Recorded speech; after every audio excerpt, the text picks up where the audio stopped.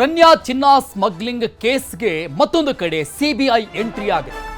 ಬೆಂಗಳೂರು ಮತ್ತು ಮುಂಬೈನಲ್ಲಿ ಚಿನ್ನ ಕಳ್ಳರ ಬಂಧನ ಆಗಿದೆ.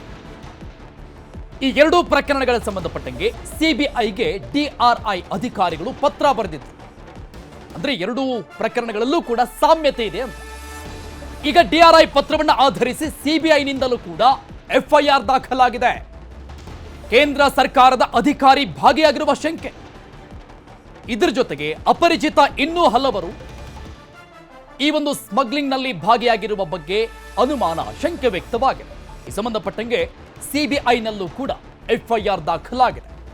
ಡಿಆರ್ಐ ಶಂಕೆಯನ್ನ ವ್ಯಕ್ತಪಡಿಸಿ ಸಿಬಿಐಗೆ ಪತ್ರ ಬರೆದಿತ್ತು, ತನಿಖೆಯನ್ನ ನಡೆಸಿ ಅಂತ. ಈಗ ಡಿಆರ್ಐ ಪತ್ರವನ್ನು ಆಧರಿಸಿ ಅಪರಿಚಿತ ಸರ್ಕಾರಿ ಅಧಿಕಾರಿಗಳು, ಅಪರಿಚಿತ ಖಾಸಗಿ ವ್ಯಕ್ತಿಗಳ ವಿರುದ್ಧ ಸಿಬಿಐನಲ್ಲೂ ಕೂಡ ಎಫ್ಐಆರ್ ದಾಖಲಾಗಿದೆ. ಒಂದು ಕಡೆ ಇಡಿ, ಮತ್ತೊಂದು ಕಡೆ ಸಿಬಿಐ, ಇನ್ನೊಂದು ಕಡೆ ಡಿಆರ್ಐ. ಮೂರು ಕಡೆಗಳಿಂದ ನಿರಂತರವಾಗಿ ಶೋಧ ನಡೀತಾ ಇದೆ, ವಿಚಾರಣೆ ಆಗ್ತಾ ಇದೆ.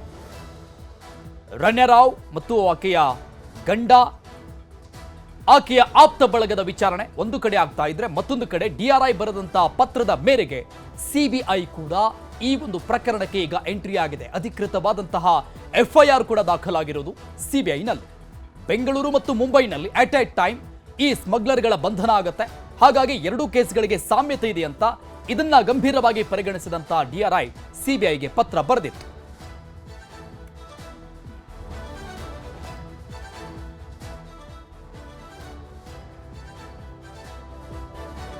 ಇದರೊಂದಿಗೆ ರನ್ಯಾ ಗೋಲ್ಡ್ ಸ್ಮಗ್ಲಿಂಗ್ ಕೇಸ್ನ ತನಿಖೆ ಚುರುಕುಗೊಳ್ಳುತ್ತಾ ಇದೆ. ಇಂಚಿಂಚು ಮಾಹಿತಿಯನ್ನ ಸಿಬಿಐ ಟೀಮ್ ಕೆದಕ್ತಾ ಇದೆ.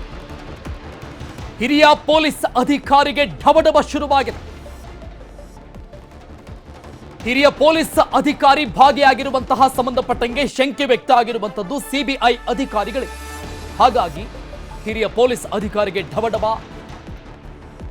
ಇನ್ನು ಪ್ರೋಟೋಕಾಲ್ ಆಫೀಸರ್ಗಳ ವಿಚಾರಣೆಯನ್ನ ಸಿಬಿಐ ಅಧಿಕಾರಿಗಳು ಮಾಡಿದರು. ರನ್ಯಾ ಸೆಕ್ಯೂರಿಟಿ ಕ್ಲಿಯರೆನ್ಸ್ ಅನ್ನ ಕೊಟ್ಟಿದ್ ಯಾಕೆ ಅನ್ನುವಂತ ಪ್ರಶ್ನೆ ಸಹಜವಾಗಿ ಮೂಡುತ್ತೆ.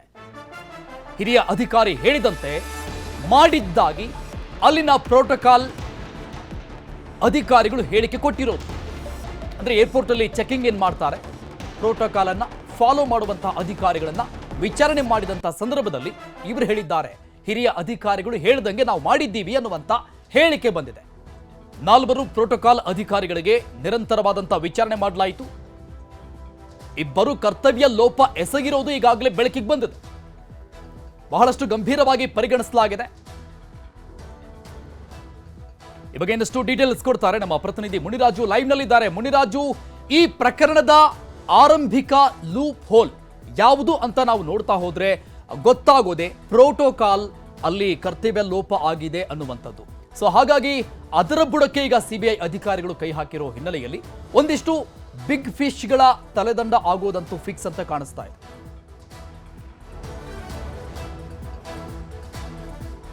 ಖಂಡಿತ ಅರುಣ್, ಯಾಕಂದ್ರೆ ಈ ಒಂದು ಪ್ರಕರಣದಲ್ಲಿ ಏನು ಕೆಜಿ ಒಂದು ಗೋಲ್ಡನ್ನ ಸ್ಮಗ್ಲಿಂಗ್ ಮಾಡಬೇಕಾದ್ರೆ ಅಲ್ಲಿ ಅಧಿಕಾರಿಗಳಿರ್ತಾರೆ, ಮತ್ತೆ ತಪಾಸಣೆ ಮಾಡುವಂಥ ತಂಡ ಕೂಡ ಇರುತ್ತೆ. ಆದರೂ ಕೂಡ ಅವರ ಕಣ್ ತಪ್ಪಿಸಿ ಯಾವ ರೀತಿ ಒಂದು ಗೋಲ್ಡ್ ಹೊರಗಡೆ ಬರುತ್ತೆ ಅನ್ನೋ ಒಂದು ಪ್ರಶ್ನೆ ಕೂಡ ಉಂಟಾಗುತ್ತೆ. ಆ ಸಲುವಾಗಿ ಈಗ ಸಿಬಿಐ ಅಧಿಕಾರಿಗಳು ಕೂಡ ಇದ್ರ ಬಗ್ಗೆ ಒಂದು ಎಫ್ಐಆರ್ ಅನ್ನು ಕೂಡ ದಾಖಲು ಮಾಡಿಕೊಂಡು ಇದರಲ್ಲಿ ಕೆಲವು ಏರ್ಪೋರ್ಟ್ನ ಒಂದು ಅಧಿಕಾರಿಗಳು ಕೂಡ ಇನ್ವಾಲ್ವ್ಮೆಂಟ್ ಆಗಿರೋ ಬಗ್ಗೆ ಒಂದು ಸಂಶಯದ ಮೇರೆಗೆ ಈಗ ತನಿಖೆಯನ್ನು ಕೂಡ ಆರಂಭ ಮಾಡಿರುತ್ತದೆ. ಇದ್ರ ಬಗ್ಗೆ ತನಿಖೆ ನಡೆಸಬೇಕು ಅಂತೇಳಿ ಡಿಆರ್ಐ ಅಧಿಕಾರಿಗಳು ಒಂದು ದೂರನ್ನು ಕೊಡ್ತಾರೆ. ಕೆಲವು ಕೇಂದ್ರ ಸರ್ಕಾರದ ಅಧಿಕಾರಿಗಳ ಇನ್ವಾಲ್ವ್ಮೆಂಟ್ ಇದೆ ಅಂತೇಳಿ ಅವರು ಆ ಒಂದು ದೂರದಲ್ಲಿ ಉಲ್ಲೇಖ ಕೂಡ ಮಾಡ್ತಾರೆ.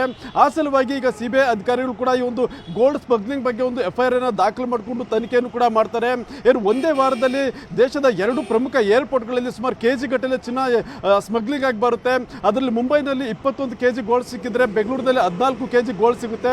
ಈ 2 ಗೋಲ್ಡ್ ಕೂಡ ಒಂದು ದುಬೈನಿಂದಲೇ ಬಂದಿರೋದ್ರಿಂದ ಇದರ ಹಿಂದೆ ಬೇರೆ ಬೇರೆ ಒಂದು ದೊಡ್ಡ ಒಂದು ಜಾಲ ಇರಬಹುದು, ಮತ್ತೆ ಅಧಿಕಾರಿಗಳ ಇನ್ವಾಲ್ವ್ಮೆಂಟ್ ಕೂಡ ಇದೆ ಅಂತೇಳಿ ಒಂದು ಖಚಿತ ಮಾಹಿತಿ ಕೂಡ ಡಿಆರ್ಐ ಅಧಿಕಾರಿಗಳಿಗೆ ಸಿಗುತ್ತೆ. ಅದರಿಂದ ಈ ಇಡೀ ಜಾಲವನ್ನು ಮತ್ತೆ ಸಿಂಡಿಕೇಟ್ ಅನ್ನ ಪತ್ತೆ ಹಚ್ಚೋ ಸಲುವಾಗಿ ಈಗ ಸಿಬಿಐಗೆ ಕೂಡ ಒಂದು ಕೇಸನ್ನು ಕೊಟ್ಟಿದ್ರು. ಈಗ ಅವರು ಕೂಡ ಎಫ್ಐಆರ್ ಅನ್ನು ದಾಖಲು ಮಾಡಿಕೊಂಡು ತನಿಖೆಯನ್ನು ಕೂಡ ಮಾಡ್ತಾ ಇರೋದು. ಶೀಘ್ರದಲ್ಲೇ ಆ ಅಧಿಕಾರಿಗಳು ಇರ್ಬೋದು, ಮತ್ತೆ ಪ್ರೋಟೋಕಾಲ್ ಅಧಿಕಾರಿಗಳು ಯಾರು ಫಾಲೋ ಮಾಡ್ತಾರೆ ಅವರನ್ನು ಕೂಡ ಈಗಾಗಲೇ ಕೆಲವರನ್ನ ವಿಚಾರಣೆ ಮಾಡಿದರೆ, ಇನ್ನು ಉಳಿದಂತೆ ಸ್ಮಗ್ಲಿಂಗ್ಗೆ ಸಂಬಂಧಪಟ್ಟಂತೆ ಏನು ಆರೋಪಿಗಳಿದ್ದಾರೆ ಅವರನ್ನು ಕೂಡ ವಿಚಾರಣೆ ಮಾಡುವಂತ ಸಾಧ್ಯತೆಗಳು ಕೂಡ ಇದೆ. ಅರುಣ್, ಓಕೆ ಮುನಿರಾಜು, ನಾವು ಆರಂಭದಿಂದ ಹೇಳ್ತಾ ಇದ್ದೀವಿ ನ್ಯೂಸ್ 18 ಆರಂಭದಿಂದ ಹೇಳ್ತಾ ಇದೆ, ಇವಳೊಬ್ಬಳಿಂದ ಇಷ್ಟು ದೊಡ್ಡ ಮಟ್ಟದ ಸ್ಮಗ್ಲಿಂಗ್ ಮಾಡೋದಕ್ಕೆ ಸಾಧ್ಯನೇ ಇಲ್ಲ. ದೊಡ್ಡವರ ಕೈವಾಡ, ಬೇರೆ ಬೇರೆ ವ್ಯಕ್ತಿಗಳ ಕೈವಾಡ ಇರುವಂಥದ್ದು ಸಹಜ ಅನ್ನುವಂಥದ್ದು. ಸೊ ಇನ್ನೇನು ಕೆಲವೇ ದಿನಗಳಲ್ಲಿ ಈಗ ಇಡಿ ಒಂದು ಕಡೆ, ಮತ್ತೊಂದು ಕಡೆ DRI, ಮತ್ತೊಂದು ಕಡೆ ಈಗ CBI ಎಂಟ್ರಿ ಆಗಿರೋ ಹಿನ್ನೆಲೆಯಲ್ಲಿ ಒಂದಿಷ್ಟು ದೊಡ್ಡವರ ಹೆಸರುಗಳು ಇನ್ನೊಂದಿಷ್ಟು ದಿನಗಳಲ್ಲೇ ಹೊರಗೆ ಬಂದ್ರೆ ಯಾವುದೇ ರೀತಿಯಾದಂತಹ ಆಶ್ಚರ್ಯ ಇಲ್ಲ ಅಂತ.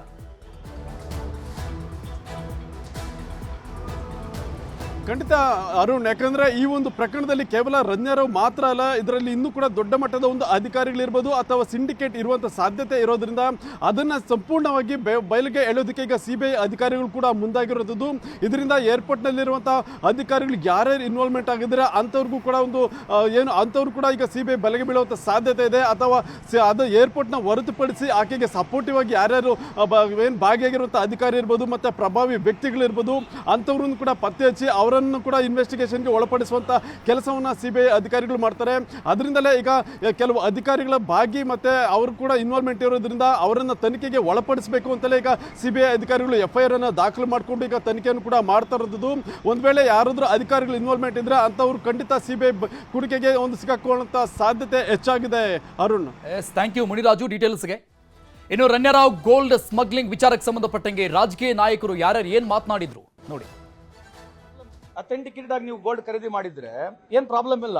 ದುಬೈ ಏರ್ಪೋರ್ಟ್ ನೀವು 20-50 kg ಖರೀದಿ ಮಾಡಿ ಕೊಡ್ತಾರೆ. ಇಲ್ಲಿ ಕಸ್ಟಮ್ಸ್ ಯಾಕೆ ಬೈಪಾಸ್ ಮಾಡ್ತಾರೆ ಅಂದ್ರೆ ನೀವು ಅದನ್ನ ಡ್ಯೂಟಿ ಕಟ್ಟಬೇಕಾಗುತ್ತೆ. Where is the money coming from? The cheap gold which is bought in Dubai, which is coming in to India, bypassing the custom. It shows your avoiding the duty. ಆ duty difference ಅಲ್ಲಿ ದುಡ್ಡು ಆಗ್ತಕ್ಕಂಥ ವ್ಯವಹಾರ ಇದು. Any government if you buy gold, ಇಲ್ಲಿಂದ ನೀವು gold ಖರೀದಿ ಮಾಡೋದಕ್ಕೆ ಇದಕ್ಕೇನು ತೊಂದರೆ ಇದೆ? ರಾಜ್ಯ ಸರ್ಕಾರಕ್ಕೆ, ನಮ್ಮ ದೇಶಕ್ಕೆ ಏನು ನುಕ್ಸಾನ ಇಲ್ಲ. ಇಲ್ಲಿ ನೀವು ಅಫಿಷಿಯಲಿ ಖರೀದಿ ಮಾಡಿ ನೀವು ಬೇರೆ ದೇಶಕ್ಕೆ ಹೋಗ್ಬೇಕಾದ್ರೆ ಅಲ್ಲಿ ಡಿಕ್ಲೇರ್ ಮಾಡಬೇಕಾಗತ್ತೆ. ಅಲ್ಲಿ ಕಾನೂನು ಹಂಗಿದ್ರೆ ನೀವು ದುಬೈನಲ್ಲಿ ಖರೀದಿ ಮಾಡ್ತಕ್ಕಂಥ ವಿಷಯ ಏನಂತಂದ್ರೆ, when you are importing to any especially country like India, ನಮ್ದು ಕಸ್ಟಮ್ಸ್ ಇದೆ. ಆ ಕಸ್ಟಮ್ಸ್ನ ಡ್ಯೂಟಿನ ಪಾಸ್ ಮಾಡಿದ್ರೆ ಪ್ರಾಫಿಟ್ ಮಾರ್ಜಿನ್ ಇರೋದು. 10-15 kg ಗೋಲ್ಡ್ ತರತಕ್ಕಂಥ ಉದ್ದೇಶ ಏನು? ಅಲ್ಲಿ ಕಮ್ಮಿಗೆ ಸಿಗುತ್ತೆ, ಇಲ್ಲಿ ಬಂದು ಮಾರಿದ್ರೆ ಆ ಮಾರ್ಜಿನ್ ಪ್ರಾಫಿಟ್ನಲ್ಲಿ ಪ್ರಾಫಿಟ್ ಆಗ್ತಕ್ಕಂಥದ್ದು. ಇಲ್ಲಿ ದುಬೈದಾಗ ಏನು ಅವ್ರ ಇನ್ವಾಲ್ವ್ಮೆಂಟ್ ಇಲ್ಲ. ಈಗ ನಿನ್ನೆ ರಾಜ್ಯ ಸರ್ಕಾರ ಇದ್ದಕ್ಕಿದ್ದಾಗೆ ಏನು COD ತನಿಖೆಯನ್ನು ಕೊಟ್ಟಿದ್ರು ರನ್ಯಾರಾವ್ ಕೇಸ್ ವಿಚಾರದಲ್ಲಿ, ಗೋಲ್ಡ್ ಸ್ಮಗ್ಲಿಂಗ್ ವಿಚಾರದಲ್ಲಿ ಅವರು ವಾಪಸ್ ತಗೊಂಡಿದ್ದಾರೆ. ಬಹುಶಃ CID ಅಧಿಕಾರಿಗಳು ಕೂಡ ಸಮರ್ಥವಾಗಿ ಇದನ್ನು ತನಿಖೆ ಮಾಡಿ ಅವ್ರು ಹೇಳಿರ್ತಾರೆ, ಸರ್ ನಾವು ರಿಪೋರ್ಟ್ ಕೊಡ್ತೀವಿ, ಇದರಲ್ಲಿ ಪೊಲಿಟಿಷಿಯನ್ಸ್ ಕೂಡ ಇದ್ದಾರೆ, ಗಣ್ಯರು ಕೂಡ ಇದ್ದಾರೆ, ಇದರಲ್ಲಿ ನಿಮ್ಮ ಸರ್ಕಾರಕ್ಕೆ ಮುಜುಗರ ಆಗ್ಬೋದು ಅಂತಕ್ಕಂಥ ಒಂದು ವಿಚಾರವನ್ನು ಅವ್ರು ತಿಳಿಸಿದ್ದ ಮೇರೆಗೆ ಅವರು COD ಇಂದ ವಾಪಸ್ ತಗೊಂಡಿದ್ದಾರೆ. ಆದರೆ ಅವರು COD ತನಿಖೆ ವಾಪಸ್ ತಗೊಂಡಿರ್ಬೋದು, ಆದರೆ ಇವತ್ತು ಕೇಂದ್ರ ತನಿಖಾ ಸಂಸ್ಥೆಗಳು ತನಿಖೆಯನ್ನು ಮಾಡ್ತಾ ಇದ್ದಾರೆ. ಅದು ED ಇರ್ಬೋದು, ಇನ್ಕಮ್ ಟ್ಯಾಕ್ಸ್ ಇರ್ಬೋದು, ಮತ್ತು ರೆವಿನ್ಯೂ ಗುಪ್ತಚರ ಇಲಾಖೆ ಅವರೆಲ್ಲ ಕೂಡ ಮಾಡ್ತಾ ಇದ್ದಾರೆ. ಖಂಡಿತವಾಗಿ ಕೂಡ ಇದು ಸರ್ಕಾರಕ್ಕೆ ಮುಜುಗರವನ್ನು ತರತಕ್ಕಂಥ ವಿಚಾರ. ಸೊ ನಿನ್ನೆ